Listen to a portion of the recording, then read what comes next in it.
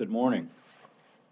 Today we're talking about our circuit breaker monitor, the Optimizer 2, as applied to Hyosung circuit breakers. There are two other parts to this presentation as well. Besides details on the Hyosung breaker, there is also a short installation video from the field and also a detailed look at monitoring data from other breakers that is of interest. On the Hyosung circuit breaker, the customer was interested in the following metrics. Number one would be the trip, operate, arcing, and clearing time. So these would be all related to the mechanism performance. Also, we'd look for restrikes. We'd record maximum fault current, the summation of I squared T, which is a measure of arcing energy released inside the interrupter that affects contact life, operation count, and also days since the last operation, which gives an idea of how long it's been since the breaker operated and hence how much exercise it's getting.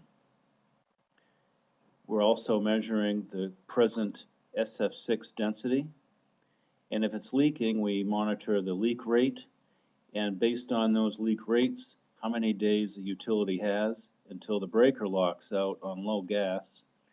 And for environmental monitoring, we're looking at mass lost to atmosphere. As an accessory to the monitor, we're also looking at tank heater function, which is important in this location as it's in Alaska and it's very cold. Just to review our timing philosophy, this chart shows the 4 different times that we record. Trip time is from when the protective relay initiates a trip to when the breaker begins its operation and the contacts are first parting and the 52A switch opens the trip circuit. Okay, so trip time is from trip initiate to main contacts parting. Next one down would be arcing time. That would be the time of the arc from contact part to the end of current flow. Clearing time is the addition of the first 2 times, trip time and arc time. And operate time is from trip initiate to fully open, which is when the 52B switch closes. But one thing about our monitor is that it always measures the arcing time. There are no assumptions made, whether the arcing time is merely, whether it's 0 for a very low current switching operation, or whether it's a very strong fault. We're recording the arcing time in milliseconds. There are other microprocessor-based relays which claim to perform breaker monitoring functions that make a lot of assumptions which make the numbers that they give less accurate.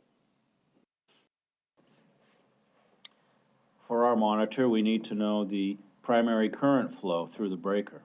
So we include split core CTs for use on the bushing CT circuits as shown here.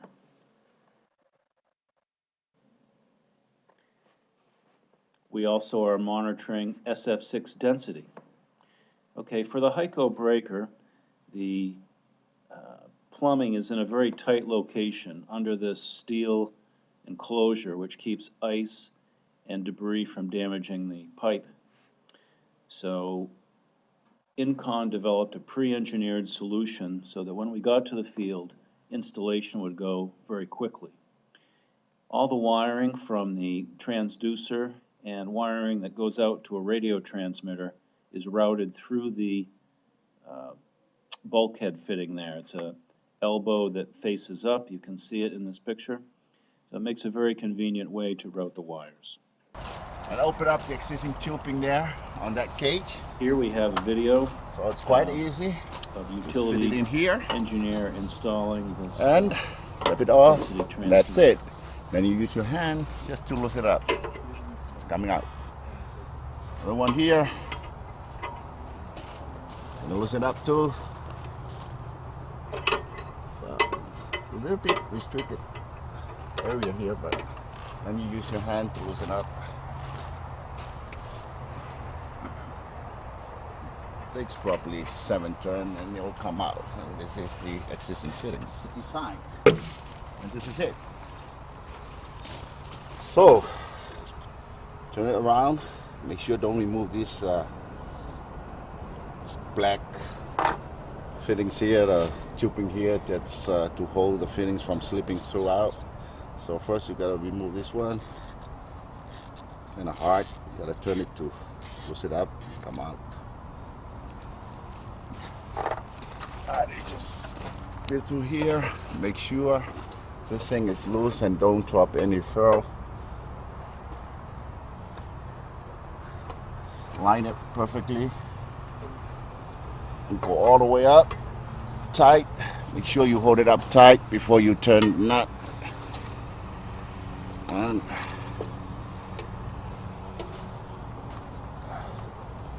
turn all the way in hand tight. Hold it there, then you bring your vertical swivel ratchet extension. Just fit through here.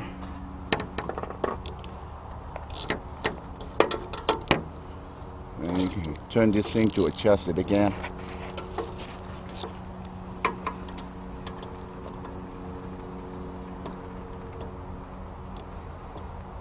You have the right angle. Here we go. You hold it with one hand and start turning it in, and make sure you push the tube upright. Get it up to slip back. Remove it again. You just adjust the ratchet.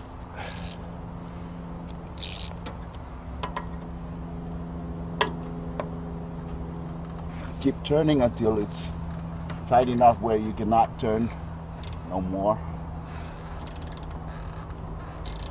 And that's a sign that it's all the way through. Sensor here, you gotta have it dry, because when you have the crease on, probably it's gonna slip around because it's not even fit perfectly on this area. There's a space here, so when you have a crease here, probably compress and slip through back and forth, and that's why it's gonna cause some leaking after. Then you're gonna put it on. Make sure it's aligned straight with the thread. And gotta turn it.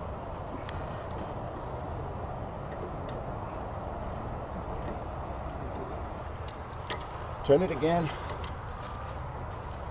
Clockwise. I don't think there's specific torque for this one, but you gotta do the TPF torque range, scope by feeling.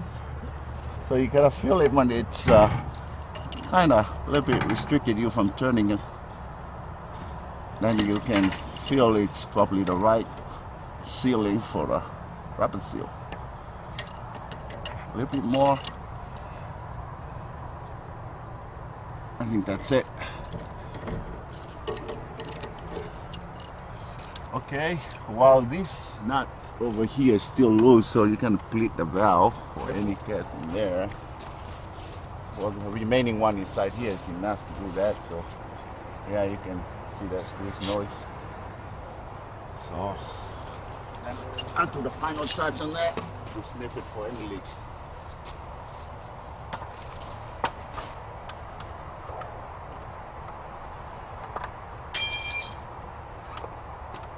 Open this main valve here.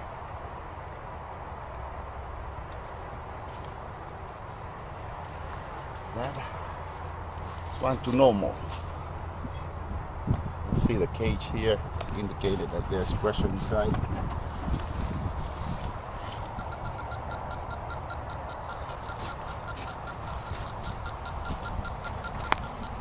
And this is a sniffer, and we're setting it really low to detect any small leaks.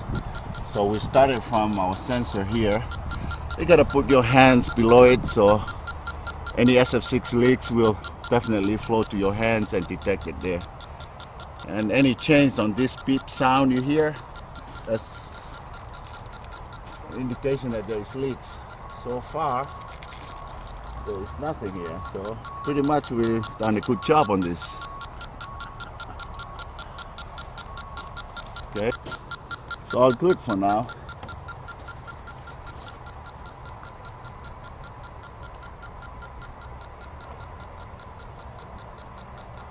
Last one is this one.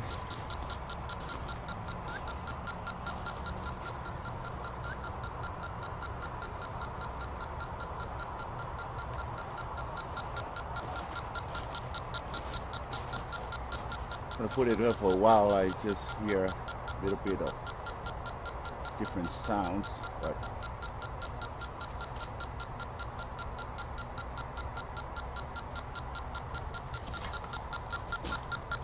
do it from the top.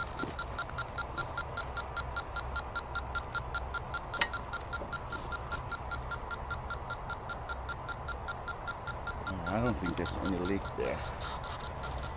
That's it for today. Correct. Thank you.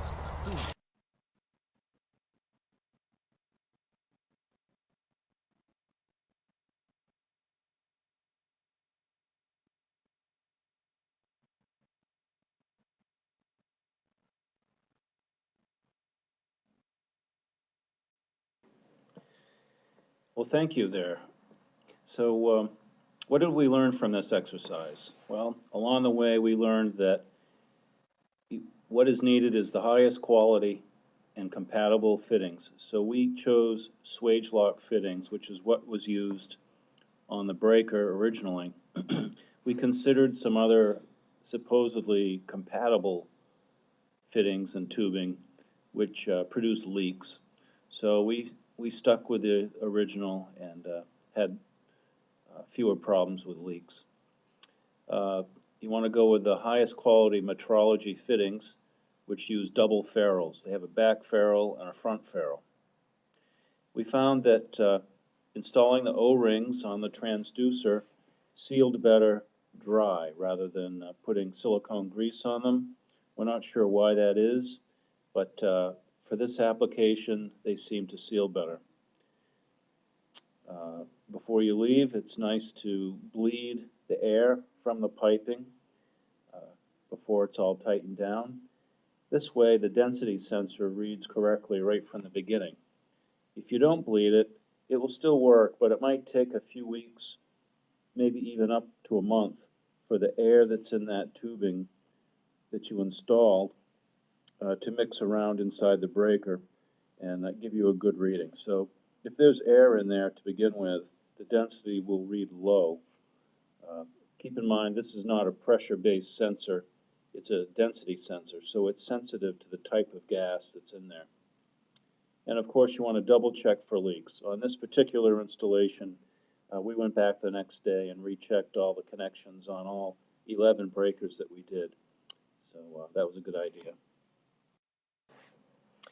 As I mentioned earlier, on these breakers, we also developed a heater monitor, which monitors whether the thermostat calls for heat, and if it does, we then monitor the current drawn by the heaters. Now there are 3 800-watt heaters in parallel running from 240 volts.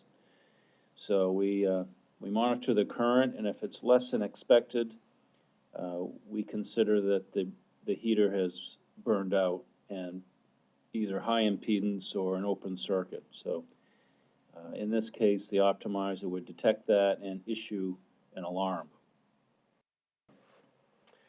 All right, now we're broadening out. We're away from the Hyco breakers now and looking at some other types. And so here's some data we received on a breaker that's been in the field for almost a year. And what we see here is the red is showing us the temperature, and the blue is the gas density. And on this particular installation, the density sensor is placed at the lowest part of the gas circuit, which was maybe not ideal, but for this case, that's where we had to put it. You'll notice that the lowest temperature we recorded is minus 25 C. And as as you can see here, about minus 10C to minus 15C, we started seeing these fluctuations in the density. The density is actually going up. So what we found here was that the gas was liquefying from the tanks above and running down to the pipe and filling the sensor with liquid SF6 at the lowest temperatures here. And it didn't stop doing it until spring, when the temperature started to go up quite a bit, away from zero. So on this particular breaker, there were no heaters on the tanks, so perhaps that's something the utility should consider, adding some strap heaters to the tanks to keep the gas warm. Okay, this is a view of the optimizer along with the heater status monitor, which is an accessory. The orange cord is an Ethernet cable, and that goes to a Ethernet radio, which you'll see in a few slides. Notice that we've mounted these units with magnets, saved a huge amount of time in the installation in the field. No drilling, everything was kept clean, and very easy to put on there. All right, well, here's the radio I just spoke of. This is manufactured by Digi. So it's a full spectrum Ethernet radio. Very simple to set up. It's encrypted and very secure, especially for monitoring data. So this is how this utility chose to deal with the communications. There's an identical unit like this mounted on the control building, which acts as a receiver for up to 16 individual breakers. So it's really a nice system for them. Okay, so the Optimizer 2 is a web server. So it's identical to going on to a web page via the internet. So the first page you get is just a broad overview of how things are generally, and any alarm you see here is actually a hyperlink. So if this were actually, if we were live with a unit, you could click on these red alarm words and it would take you to the spot on the history page where the alarm occurred, so you can drill down. We only have one gas density sensor connected here, so this is a recording of all the data on the gas. Take a closer look at that. The page here, I've condensed it so it will all fit on a slide. The present current is shown here. The remaining contact life is shown in the next row. And what you can see is you cannot make the assumption that all three phases of a circuit breaker will age together. You can see that phase C here is aging at 4 times the rate of the other two phases. So as I said before, it makes a difference how long it arcs for during an interruption. So if we look at the full history report, these are showing the dates and times, what type of operation, the number, the travel time, the trip time, and then for each of the three phases here, we have separate arcing time, clearing time, accumulated wear, and peak current. So for all three phases. And you can see that phase C has seen some significant faults, one of them being close to 6,600 amps. So this is why phase C is aging at a greater rate. One of the things you see here, you see a little variability in the trip time. Some are shorter, some are 18 milliseconds, and some are more, like 24. So there's a little bit, almost a half a cycle of variability at 60 hertz. So if you take a look at when these things occur, what I found was that if the breaker hasn't operated in 2 months or more, you get the longer time. But if it has operated recently, you get the shorter time. So this is an indication of breaker exercise and lubrication. So if a breaker sits for a long while without being operated, you can expect the the longer trip times. Things are just stiffer and not as limber. So there are other things that affect these times. Of course, the peak current on the fault would create a longer arc time, and also cold weather makes things go slower. So if you get these three things happening all at once, you can expect longer times, basically longer clearing times, all within spec, but it's just instructional to see what things affect this time. Sphere. Okay, so that's equivalent to 20 minutes of a large 3-unit coal plant, okay? In this case, Navajo, which is a coal plant in the southwest United States, just as a point of reference. As we're seeing, moisture in SF6 is becoming an important parameter. It's a scary thing because it's the root cause of many sudden failures that you can't explain otherwise. This particular moisture sensor is one that's under development at Incon, and this is a second generation device, and it will be simply added to the Incon platform. And one of the things it will tell you is when your desiccant bag is saturated within the circuit breaker. So that would be a maintenance item. Here we see a circuit breaker that failed due to moisture. You see the middle phase right here, that blew out the side, and the other side also blew out. The bursting disc on the end here blew out, and if you expand this picture out, you'll see lots of bushings were damaged, standoffs, the buswork above was damaged.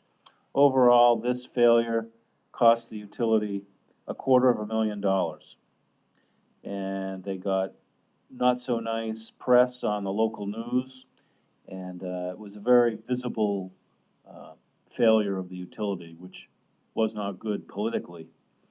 And also it released SF6 to the atmosphere. So bad all the way around. On further inspection, it was seen that the other two phases actually had standing water inside them. So moisture is a huge concern on older circuit breakers, this one of 1970s vintage. So this is nearly my last slide. And to conclude, I might remind the viewer that there have been a handful of companies over the past 10, 20 years that have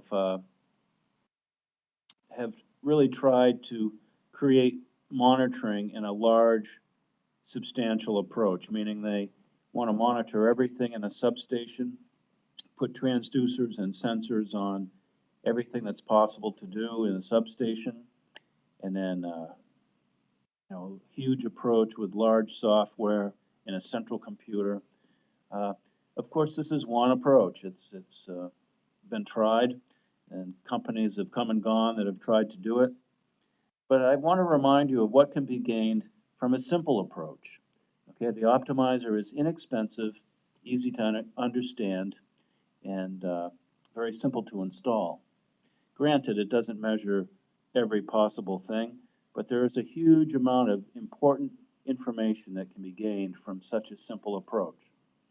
So we'd like to think of the optimizer as the nurse. The nurse is the one who looks for the signs, and when she sees things that aren't quite right or measurements that could be indicators of trouble, that's when she calls the doctor. So in this case, the optimizer is not the doctor. It's the nurse who calls the doctor. And that's really a very cost-effective approach to substation maintenance planning and to monitoring in general. So we ask you to consider that when the time comes for you to consider monitoring as a way to reduce your maintenance budget. So thank you very much. We appreciate your interest.